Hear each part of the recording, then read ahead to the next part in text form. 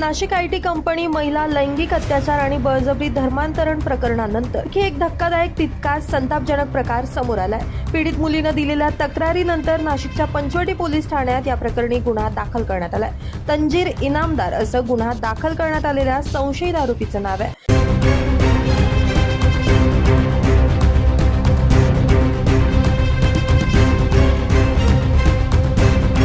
जात तरुणीवर बळजबरीनं दारू सिगारेट पाजून लैंगिक अत्याचार करण्यात आला। मुलीच्या गळ्यातील तुळशी माळ आणि हातावरील धागे काढत एका विशिष्ट धर्माच्या रिवाजाप्रमाणे गजवा-ए-हिंद करण्याचं मुलीला सांगण्यात आलं। मुलीच्या गळ्याजवळ चावा घेऊन लव बाईट असल्याचं सांगत मोबाईलमध्ये फोटो देखील काढण्यात आले।